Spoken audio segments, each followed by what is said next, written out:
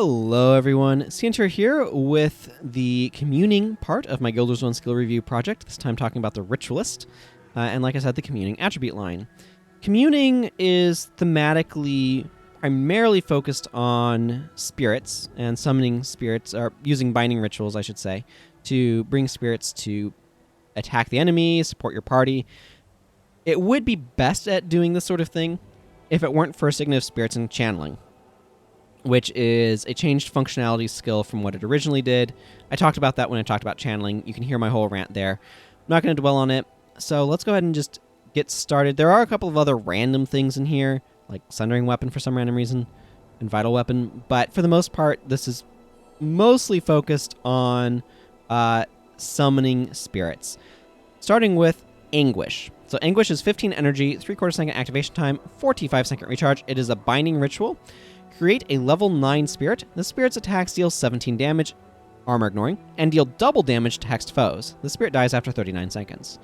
Notably works really well with Painful Bond, which, as you may remember, is going to come up a lot.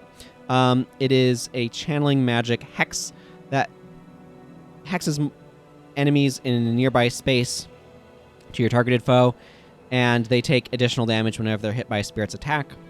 It is a hex, so it makes Anguish hit things harder. Also plays well with, like, Lamentation, which is another hex, or, you know, just a bunch of Necromancer hexes and Mesmer hexes.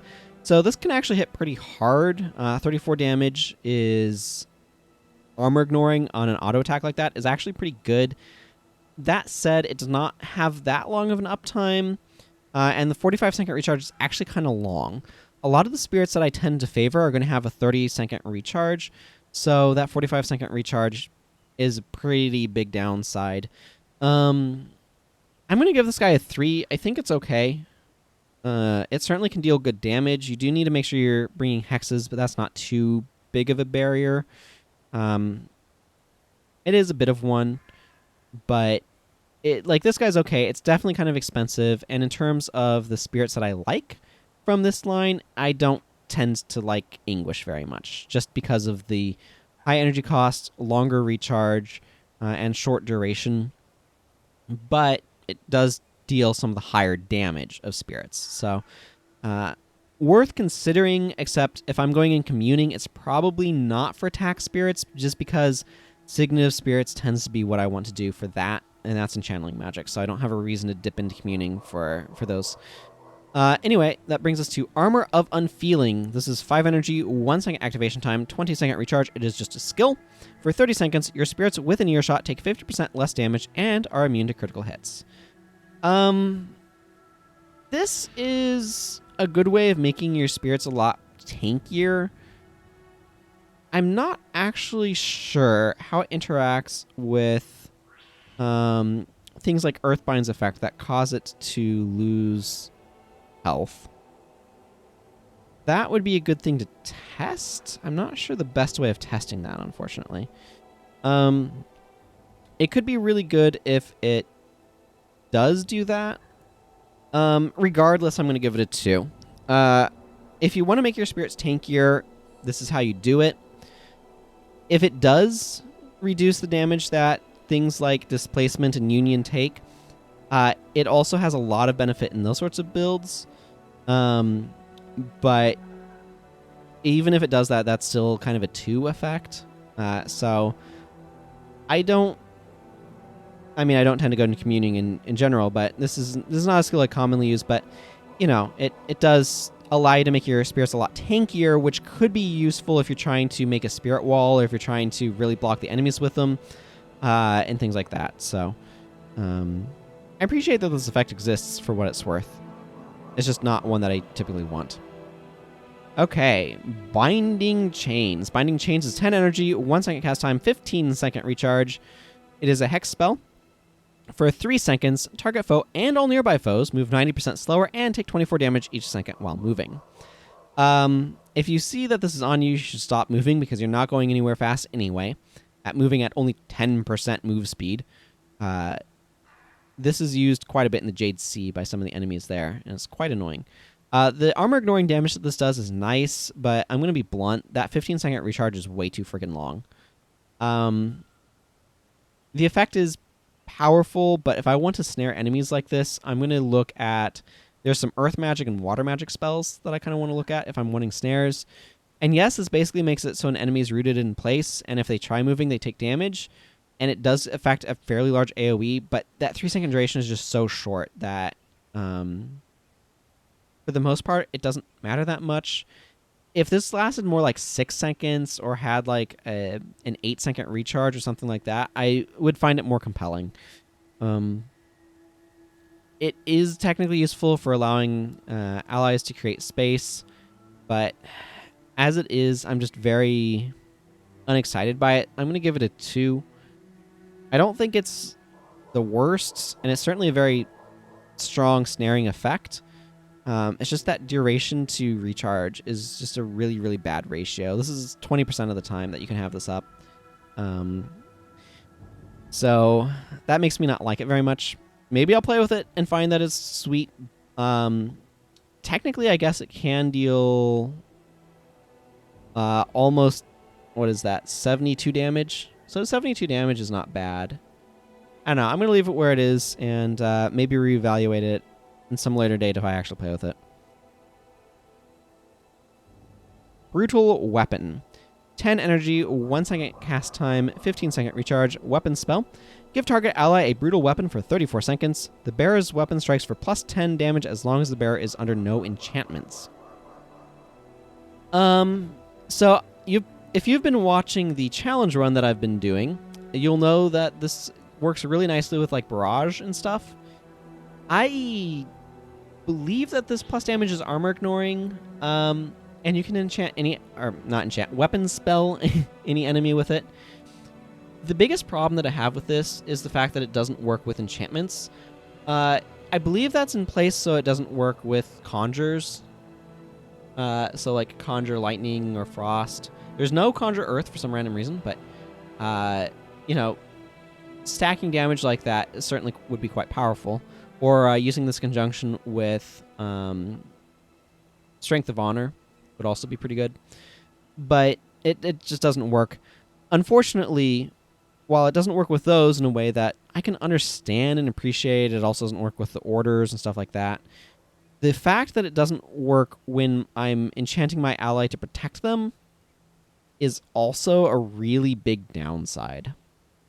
So, while I think the effect is pretty strong, the no enchantment clause is extremely restrictive, and I don't like this much as a result. I'm going to give it a 2 on the strength of the plus damage that this has, but that no enchantments clause, like, I can't emphasize enough how detrimental that is to the actual effective use of this weapon, this weapon spell, this skill. I mean, it's from a design standpoint, I feel like that's a little bit... I understand why that's there, but I also feel like it's a little bit too much. And I kind of wish... it had a shorter duration, but didn't have that under no enchantment clause, so that way it's more expensive to maintain or something. I don't know. I'd want... Or maybe like a slightly longer recharge. I don't know. That clause is just a huge downside, and is the biggest reason why I'm not going to use this, because I need enchantments are a key part of keeping your allies alive, and not being able to use them is just a huge downside that is just too much for me to really make use of. So that's just kind of unfortunately where things are at. Disenchantment is 15 energy, 1 second cast time, 30-second recharge for a binding ritual. Rate a level 10 spirit. A spirit named Disenchantment. This spirit deals 17 damage, and anyone struck by its attacks lose an enchantment. The spirit dies after 30 seconds. So definitely kind of expensive.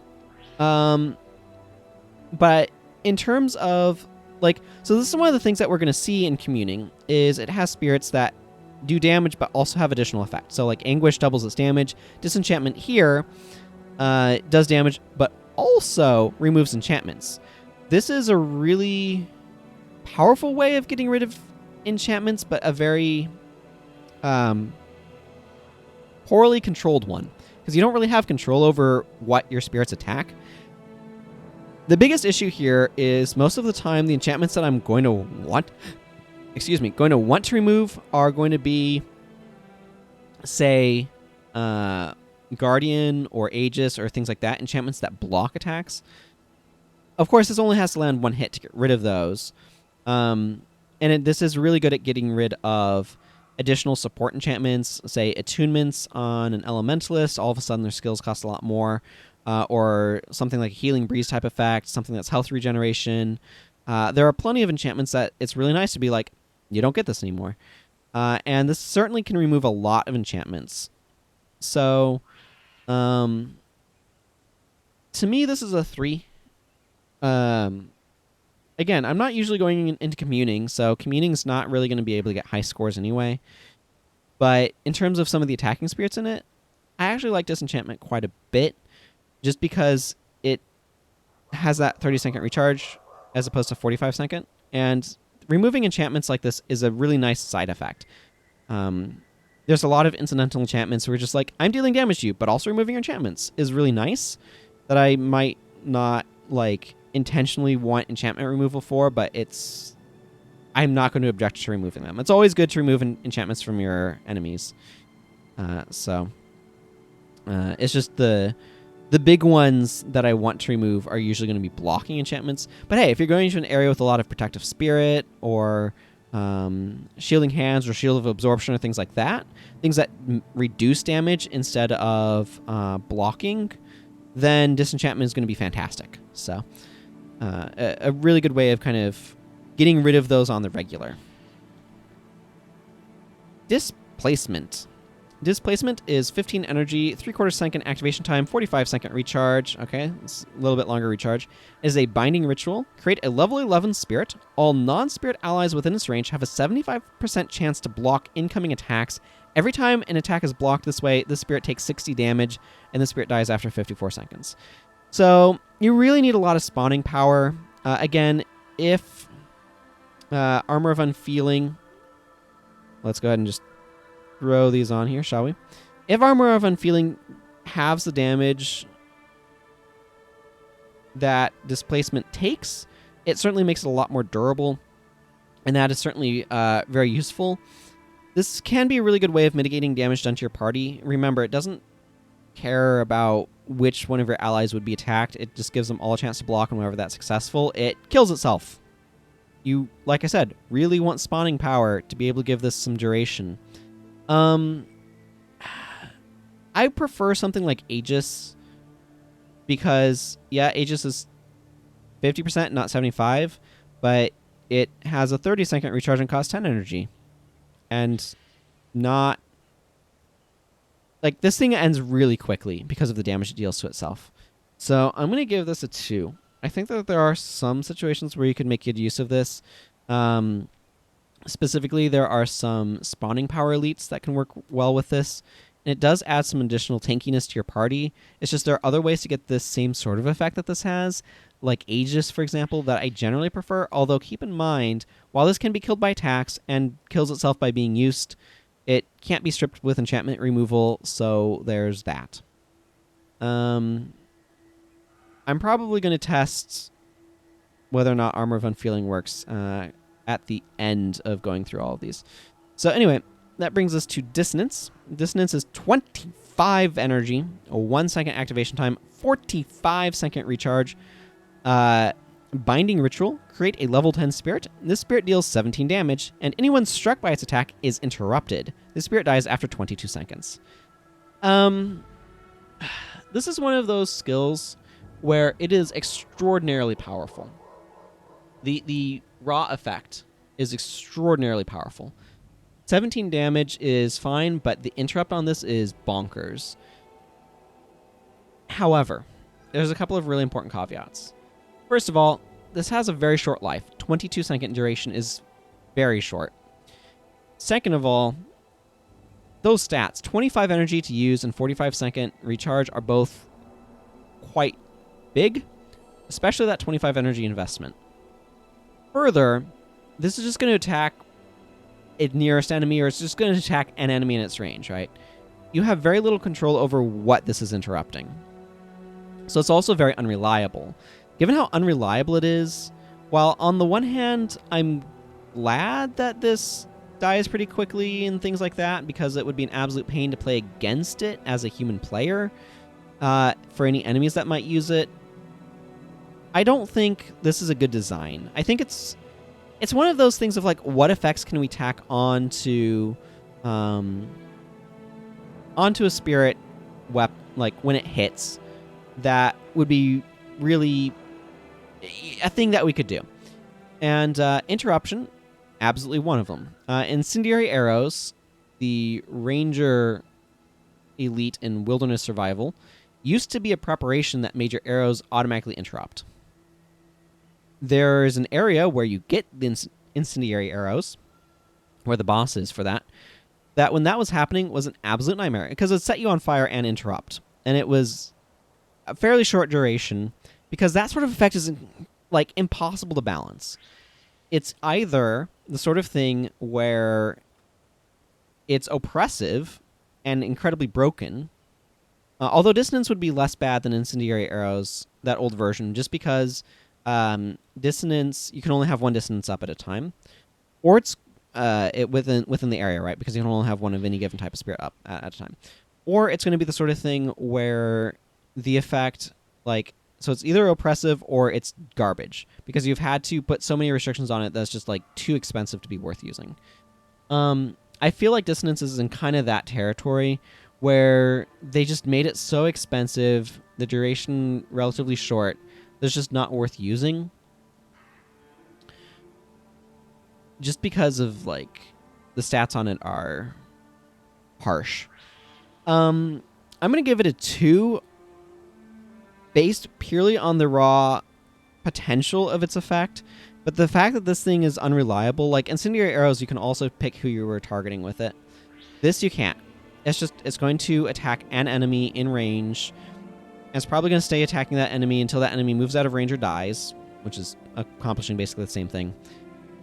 And you have little control. So I feel like this is a skill that is really annoying and kind of powerful, but unreliable and very expensive. And I kind of would like to see it at 15 energy and maybe like a 30-second duration or something. I would like to at least try that, just because I feel like it might be possible to get this into a spot where it's okay, just because of how like you don't have any control over who it's targeting, and you can only have one of them up, so you can't have like a mass of them up, like mass interrupting everybody. And I feel like there's other interruption effects that are quite powerful, but I feel like maybe just Dissonance maybe shouldn't have been designed. The interrupt is like, it's an effect that I can understand where they come up with it. Like, oh yeah, that's the thing we can do. But I feel like it's going to be a design that's really hard to balance in any sort of way that makes it a compelling and interesting skill to make use of. So perhaps it's just a skill that shouldn't exist. That's kind of the spot where I kind of land with it from a design standpoint. Okay, Dulled Weapon. Dulled Weapon is 15 energy, 1 second cast time, 20-second recharge. Hex spell. For 13 seconds, target foe and all adjacent foes cannot achieve a critical hit and deal 12 less damage. So this is a really interesting damage mitigation effect. It's probably statted pretty reasonably for what it does. Not achieving critical hit decreases damage some. The biggest thing that does is royally nerf assassins, which is what I feel like this skill is here to do. I feel like the primary effect of this skill is, let's screw over assassins, because assassins have a primary attribute of critical strikes that gains them energy when they land critical hits. Well, they can't land critical hits if this is on them, therefore their energy management stops working. However, I feel like the more significant part of this is the fact that they deal 12 less damage. This is an interesting way of decreasing the damage that enemies can deal. So I feel like this is one of those skills that's like a 3. It's not quite where I'd want a skill for PvE, but it's kind of in acceptable margins in terms of like cost and duration and all those sorts of things. And the effect is certainly potent. The fact that this area of effect helps it quite a bit. So my general feeling on this is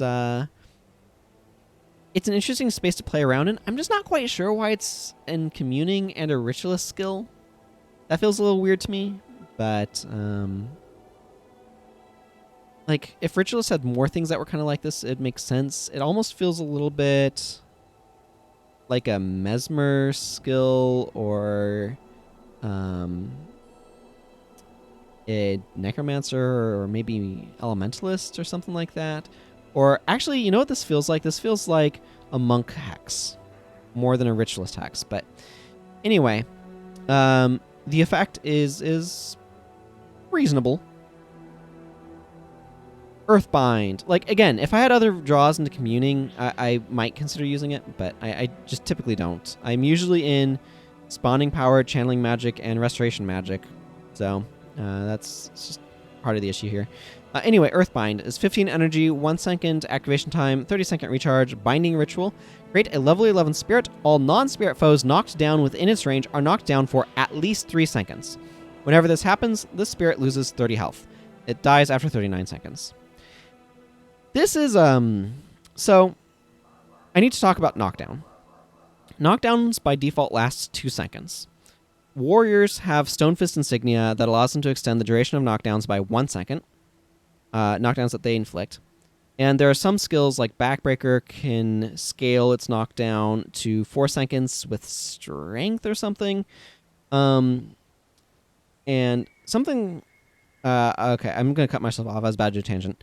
There is also Psychic Instability, which is a Mesmer elite that knocks down on interrupting a skill and does so for like 4 seconds. But by default, knockdowns are 2 seconds unless otherwise specified. So what this does is it boosts knockdowns that have a duration of 2 seconds up to 3. If it would already be 3, or it would be more than 3, it does not add any additional time. So, this effect is useful in that increasing the length of most knockdowns is technically useful. I feel like this is custom designed to work with Wanderlust. Whenever it extends the duration of a knockdown, it loses some health. That's kind of what it does. I don't really know when I want this effect in PvE. In PvP, increasing knockdowns is marginally more useful because it gives you a little bit more of that disable time. But most of the time I don't see a reason to make use of this, so I just am not especially interested in it. As a result, I think I'm going to give this like a 2. This is the sort of skill that, like, it combos with stuff.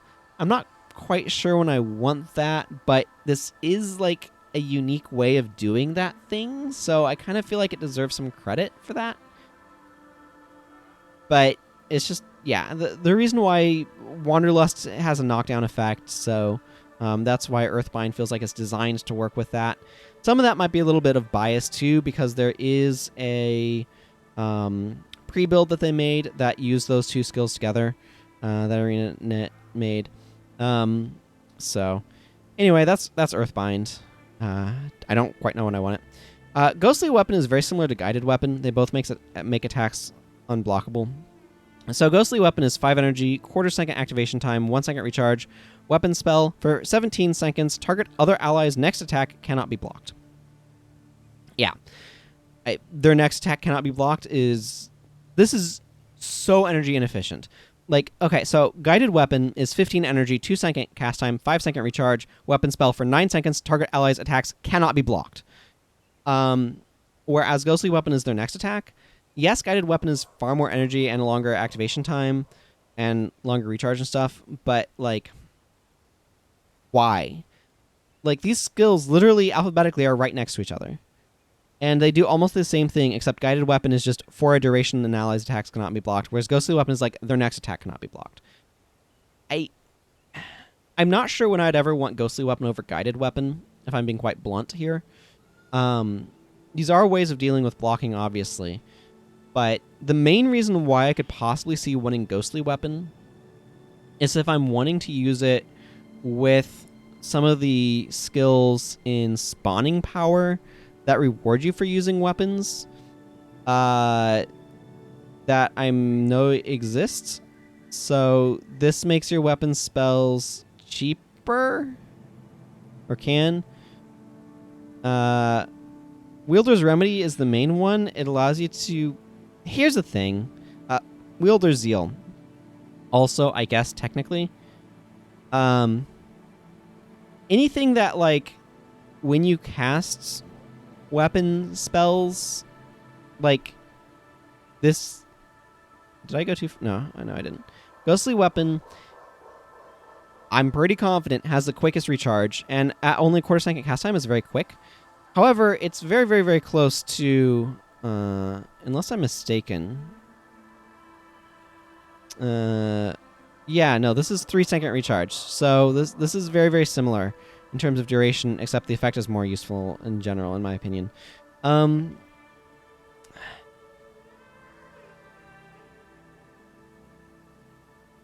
sitting over here in silence trying to figure out when it would be that I'd ever really want this skill over guided weapon.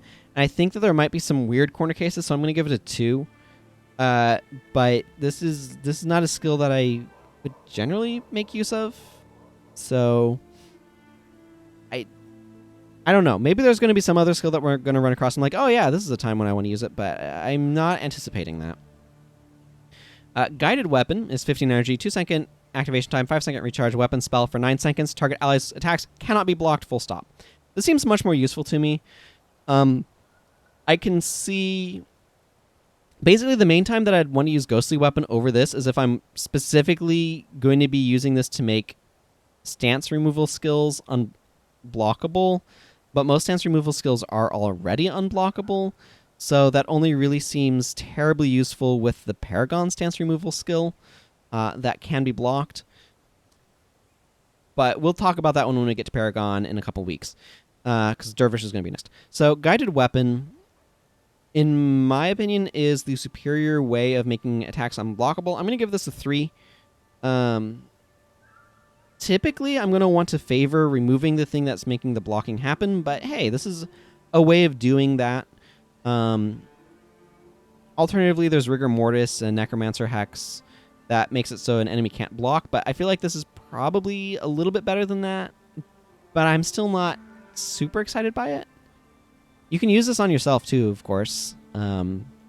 But this is one of those skills that feels like this is okay. I mean, blocking comes up enough that being able to make an ally's attacks not be blocked is definitely useful.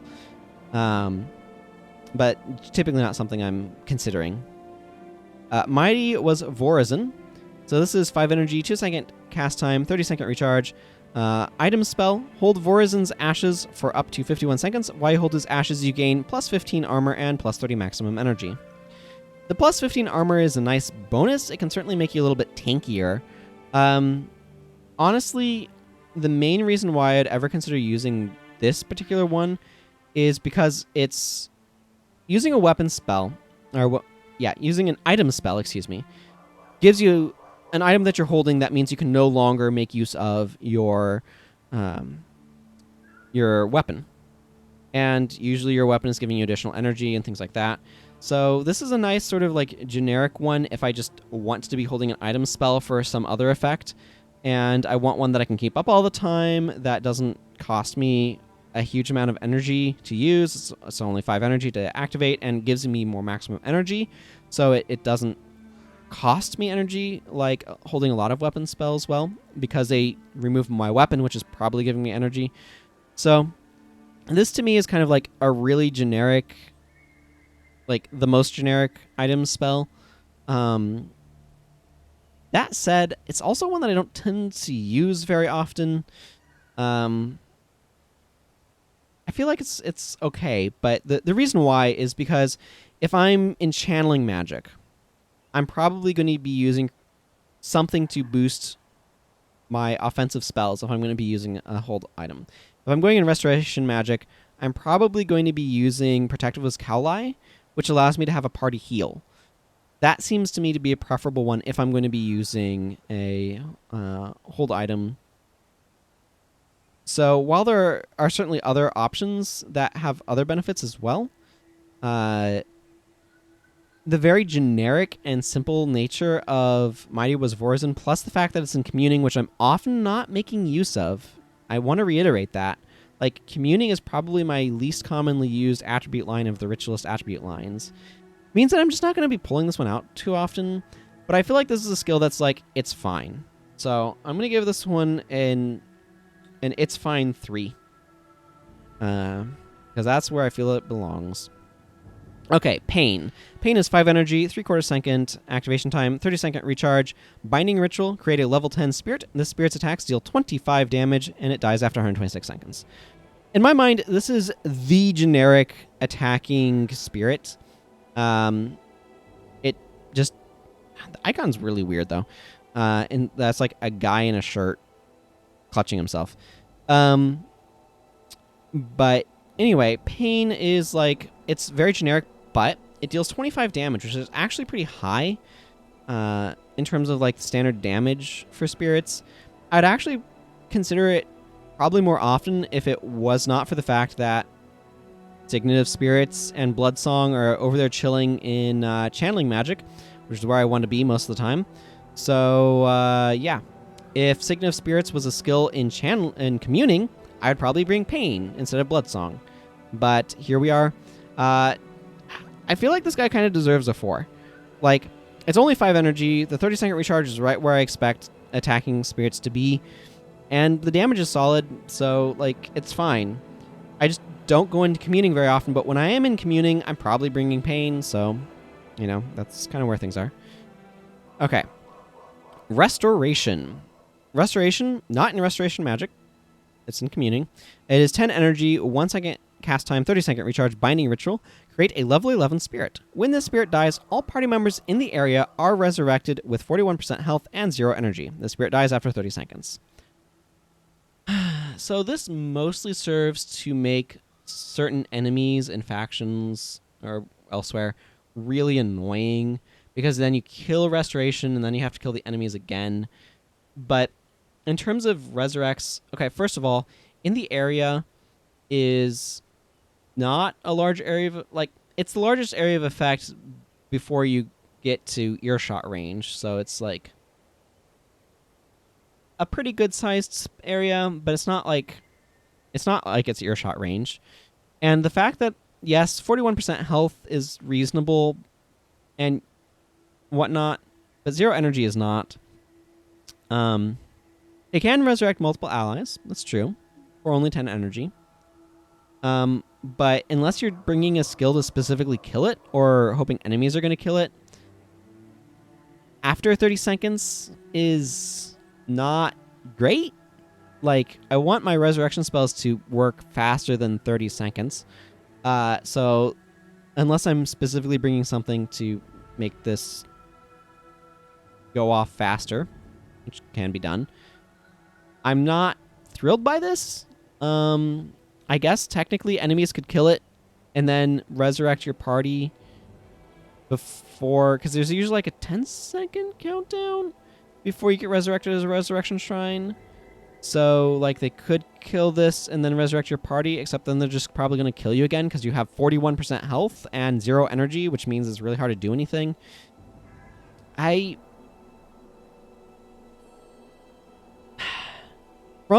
This is a thing that you kill in PvE and it resurrects enemies and is slightly annoying. It's got some interesting space, but I never want to bring this because there are better ways to resurrect my party. I can bring We Shall Return if I want to resurrect party members in an area of effect. I can bring Resurrection Chant. I can bring Flesh of My Flesh, which is a ritualist skill. I don't like the spirit. I like the idea of the space that it's playing in, but honestly, if I were to try to take this spell and make this something that I would want to potentially use, I would have it be like a spirit that, you know, whenever an ally dies in the area, it resurrects them, but loses like half of its HP or something, where it takes like 200 damage, but resurrects the ally. Like, say if this was like a spirit that said,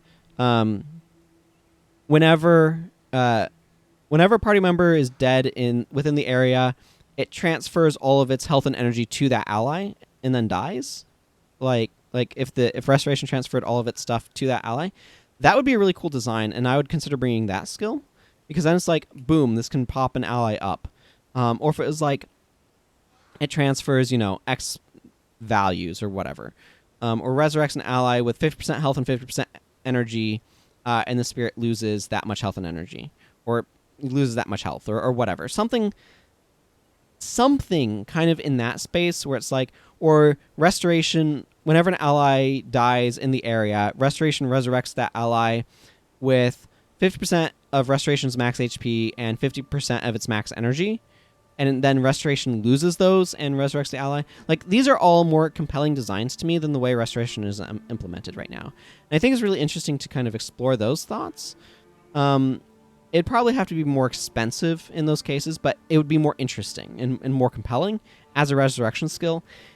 As it is, I'm going to give this guy a 1, because this effect is like, there are other resurrection skills. This is kind of like a Light of Dwayna situation, where there are other resurrection spells that kind of do that sort of effect, but just better.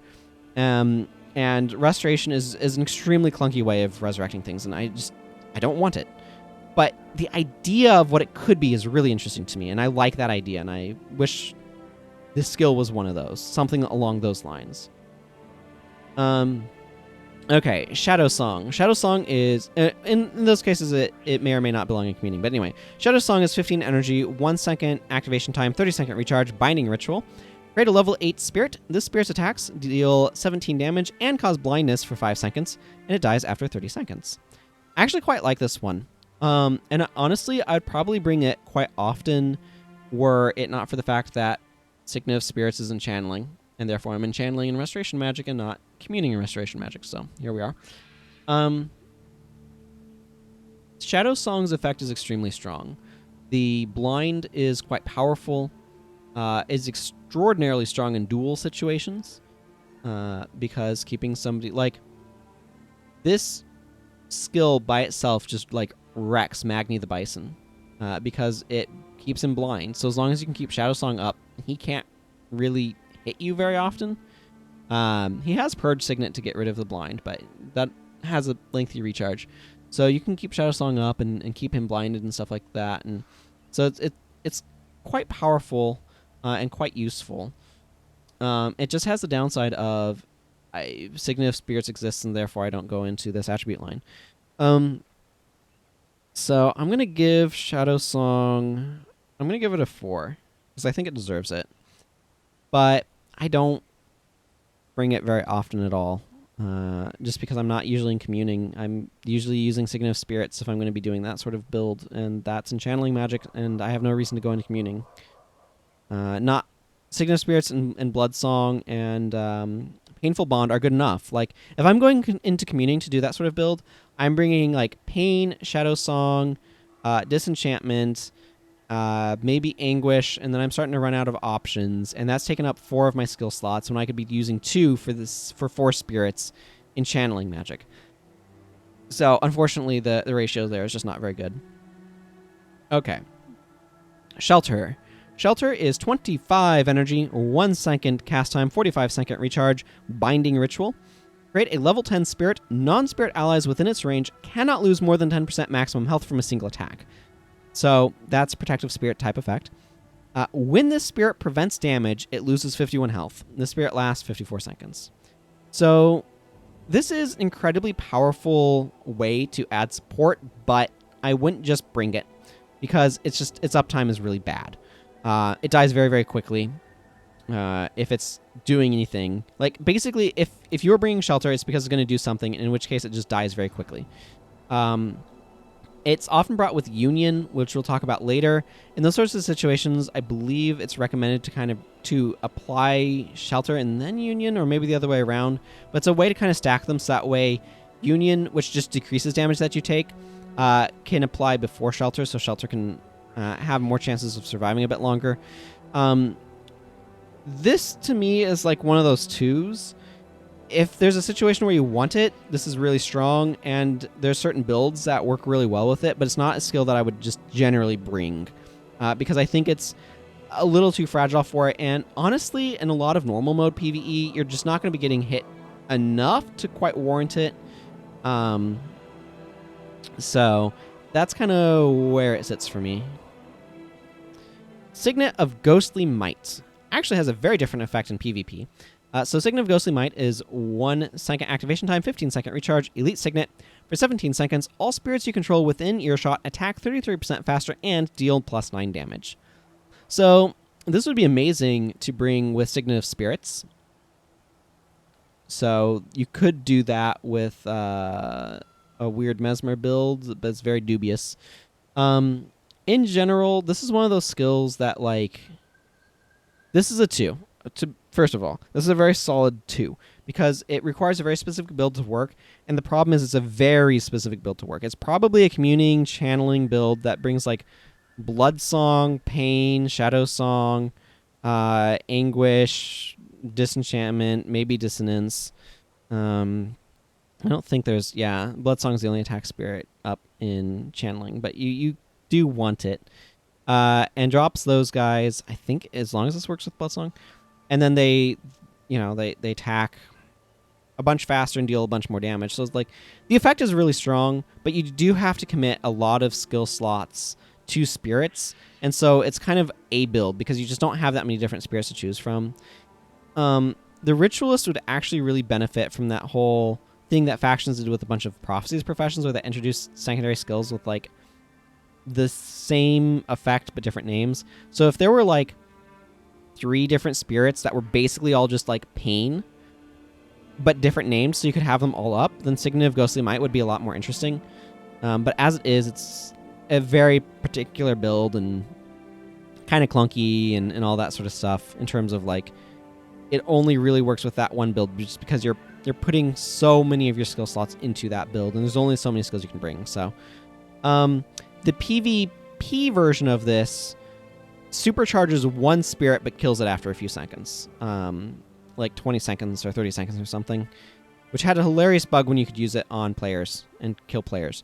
But anyway, hello, random other player.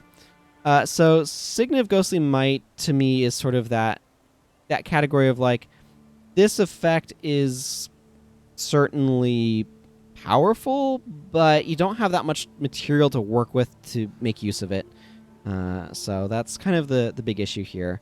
And the thing is, the other big issue is, in that sort of build, I'm generally also just happy to be running Signet of Spirits, and so it has an elite slot conflict as well.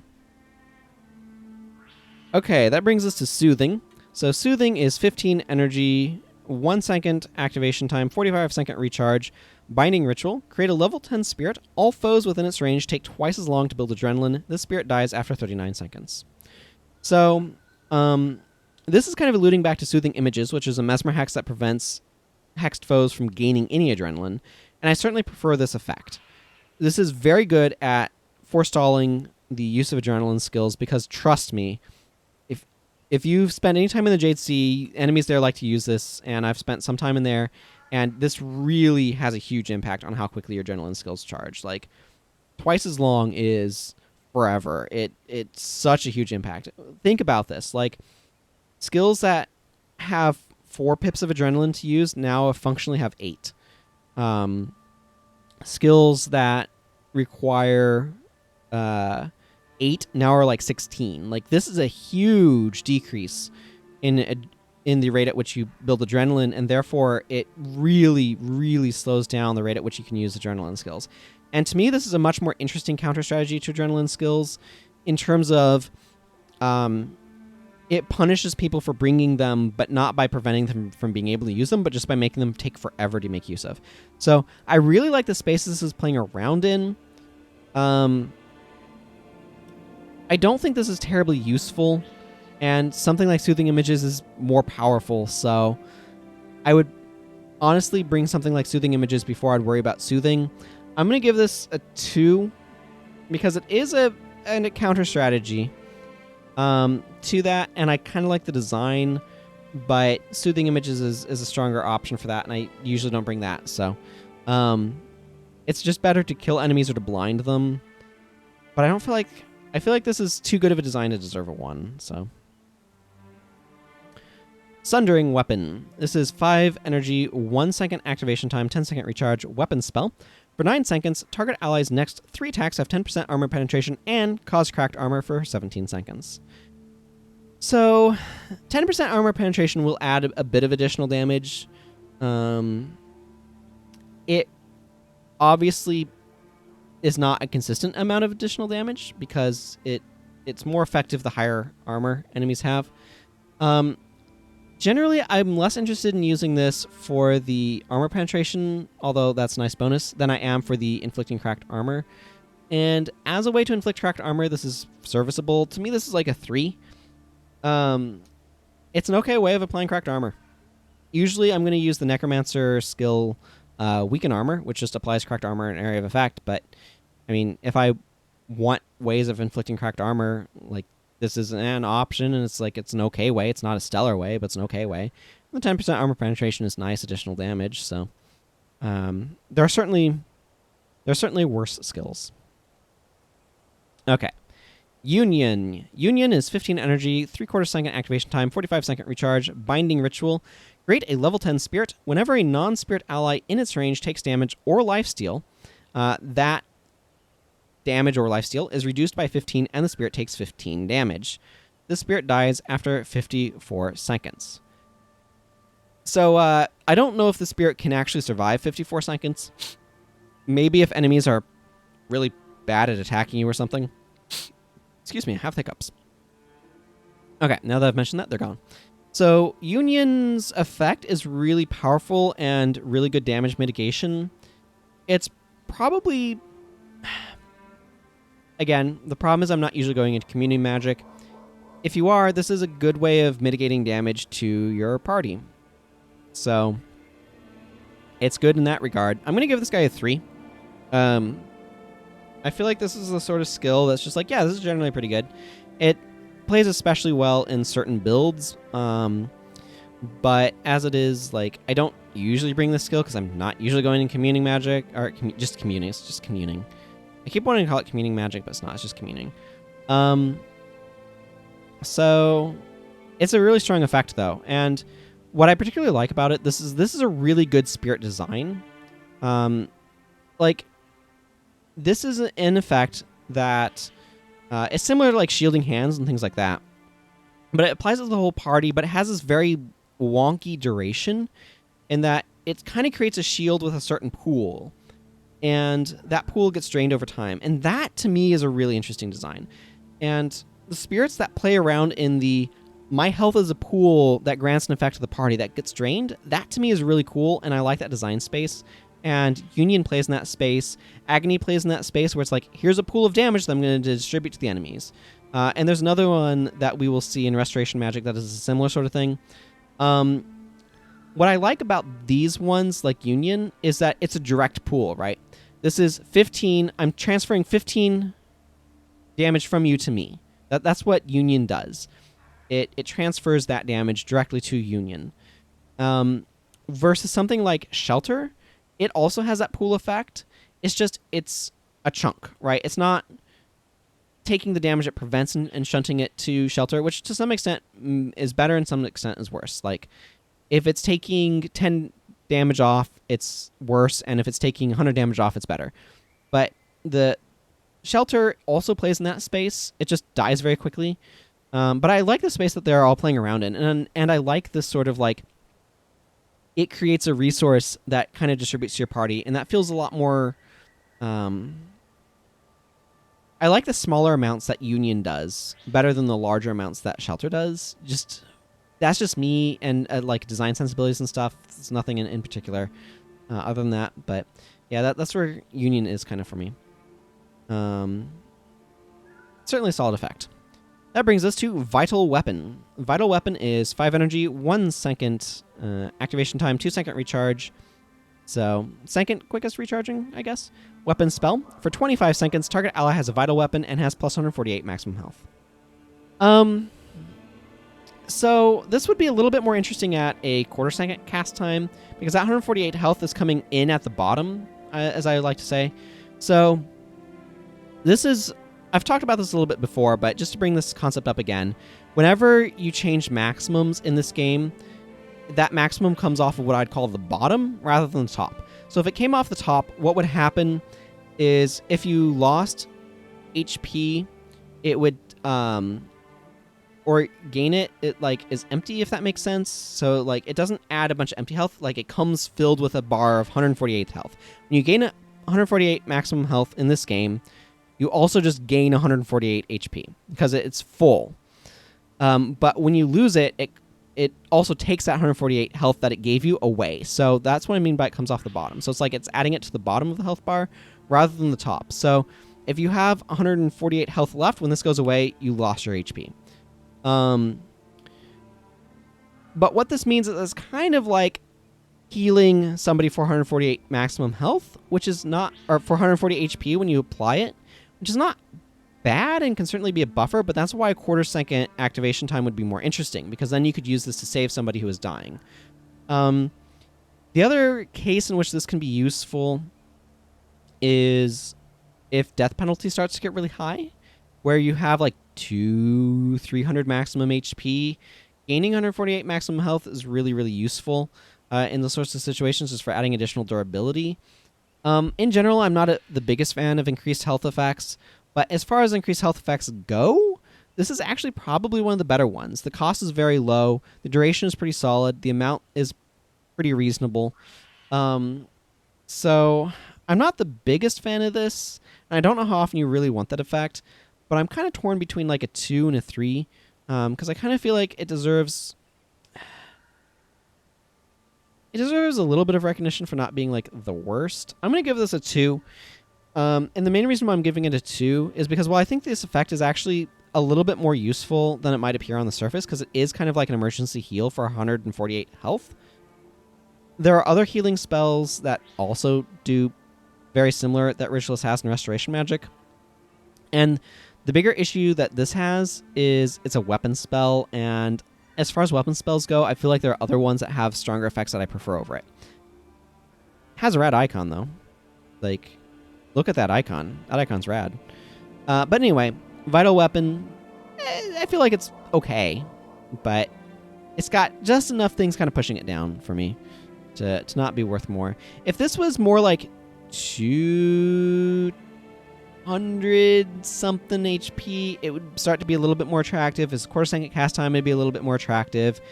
The weapon spell, though, really hurts it. And that's the biggest downside for this for me. Wanderlust. Wanderlust is 10 energy, 1 second cast time, or activation time, I guess. It's not a spell. 45-second recharge. Elite Binding Ritual.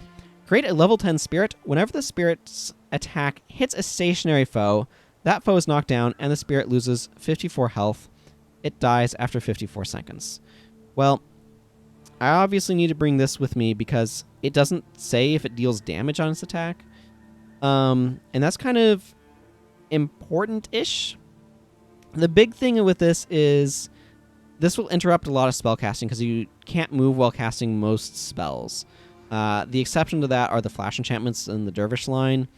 I mention that only because there's technically an exception. So this can be a way of interrupting spells, but in that regard, it's kind of like a dissonance that kills itself. Like, it doesn't necessarily last longer. So, honestly, I'm not terribly impressed with this one. The knockdown is useful, but the most common time when you want to knock down an enemy is probably when they're casting a spell, which this does. But also knocking down enemies that are chasing you is really useful, and obviously this doesn't knock down stationary foes. So, I'm going to give this a 2. It does do stuff, but it's kind of awkward and not...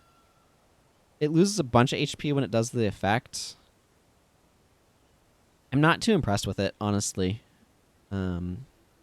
So, yeah, I like the idea of like, oh, what's another effect that we can do? Well, we can do knockdowns, but they just made it so conditional that it's actually kind of awkward. I like what the skill is conceptually, though, because it's called Wanderlust, which means kind of an irresistible desire to kind of move around, to wander. And this does do that, because if you're staying still, you get knocked down, but if you're moving, you don't. And so from that standpoint, that's really, really cool. It's really flavorful. It really captures the idea and the name and all of that sort of stuff. That's really awesome. But the problem of it being kind of clunky is pretty severe. So the flavor is on point, but I feel like the mechanics are just uninteresting and kind of weak. I feel like this is kind of balanced for PvP, and I really would have liked to see a PvE version that maybe didn't have the health loss or something like that. I don't know. I just feel like it could have been better for PvE without being like aggressively so. It is taking your elite slot, and that's a huge cost, especially when Signet of Spirits is a skill. Okay. Weapon of Quickening is 10 energy, 2-second activation time, 5-second recharge, elite weapon spell. For 21 seconds, target ally has a weapon of Quickening, and spells and binding rituals for that ally recharge 33% faster. So this is an interesting one. You can use this on yourself, obviously, to make your spells and binding rituals recharge faster. You can use this on a necromancer to make their stuff recharge faster. You can use this on any caster, anyone with spells, to make their spells recharge faster. That's actually a really cool and unique effect. There's not a ton of ways of being able to make other players' spells recharge faster. So it's a useful effect. And I think I'm going to give this guy a 3. Mostly it takes up your elite slot, and the 2-second activation time is a little bit long. I think the 10 energy is probably worth it. And making your casters more effective is super worthwhile. So I like what this is doing, and sort of the space that it's in terms of like doing a very unique effect. The fact that this is a weapon spell and not able to work with other weapon spells is part of what balances this, and I think that's really cool. So yeah, I think that this is a fine skill, but again, I don't usually think of it, and I don't usually bring it. So Communing as an attribute line only has 23 skills, which is actually kind of low.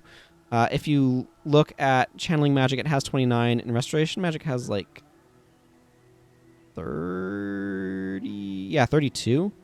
So you're not getting a whole lot out of this this attribute line in general. So it's got that against it too.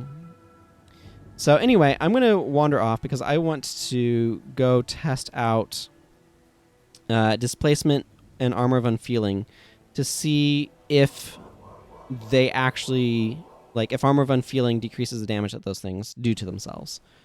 And that's going to be easy enough to do with some very weak enemies over here. So let's throw up a Displacement. Let's throw up a Wanderlust. And let's use an Armor of Unfeeling. And then let's get these guys' attention. Hey, come over here. So I'm not seeing actual numbers for Spirit of Displacement. So I don't really have a good sense of how effective it's being.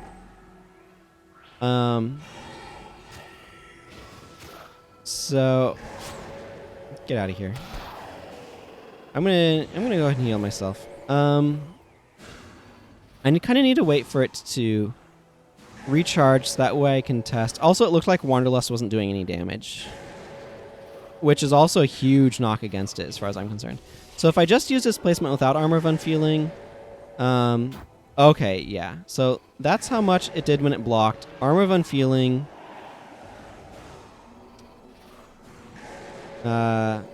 Armor of Unfeeling does look like it decreases the damage that the spirits take. And here's Wanderlust. Yeah, Wanderlust is chunking itself down pretty quickly.